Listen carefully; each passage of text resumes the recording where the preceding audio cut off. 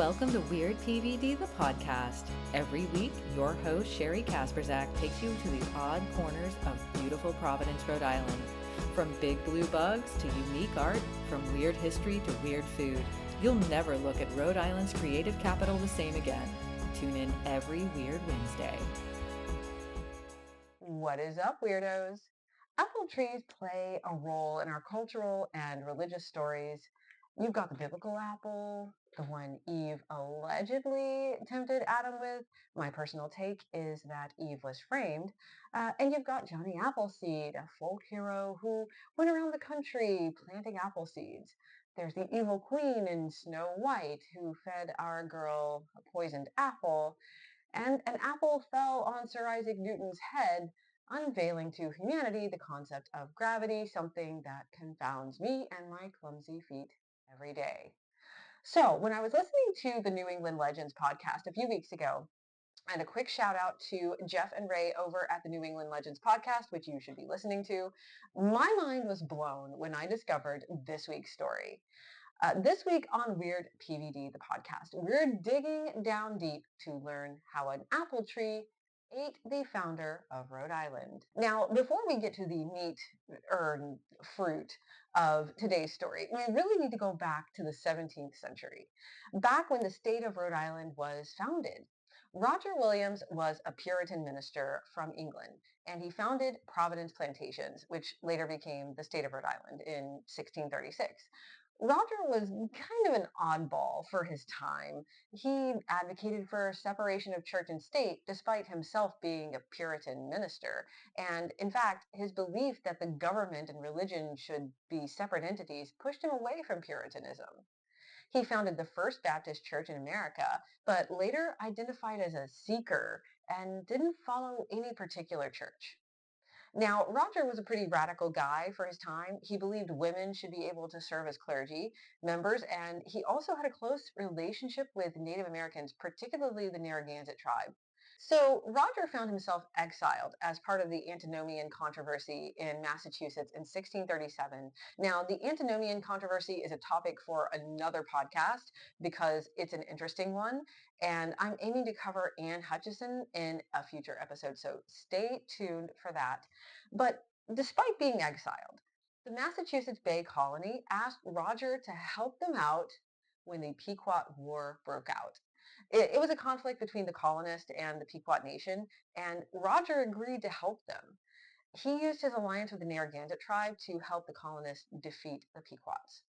Roger, in fact, was so close to the Native Americans, particularly the Narragansetts, that he kept peace in the colony of Rhode Island for almost 40 years.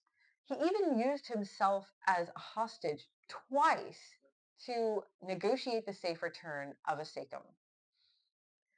He wrote a book about Native Americans, including their languages, and advocated for protecting their traditions and culture from rapidly encroaching European influence.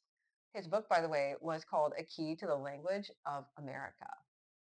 So as you can tell, Roger was quite the guy, especially for his time.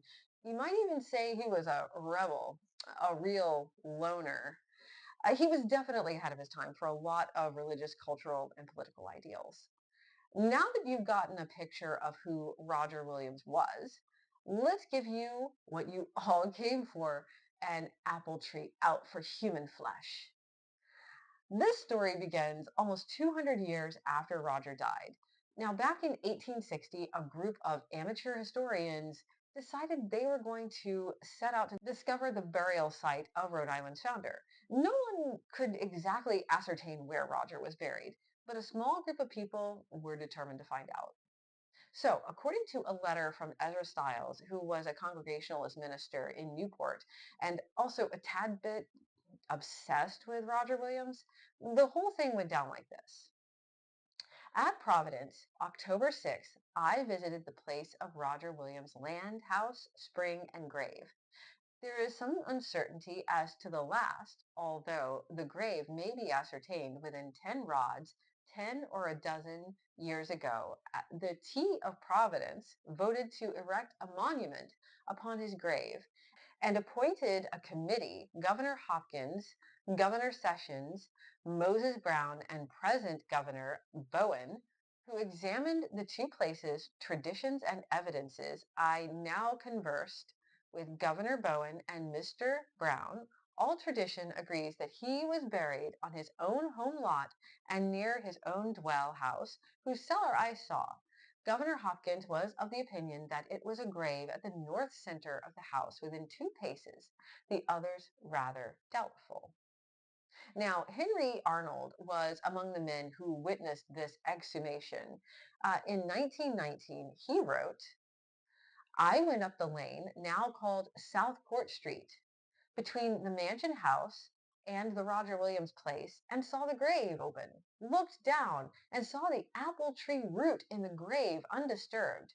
There was the apple tree between the grave and the house. There was the root which had taken the shape of the body of Mr. Williams. It was near the fence on the lane, and not far off was the old well. That root is now in the rooms of the Rhode Island Historical Society. I count it fortunate that I saw it in situ as it lay with the head toward Benefit Street, and after many years have again looked upon the historic route which has been so carefully preserved.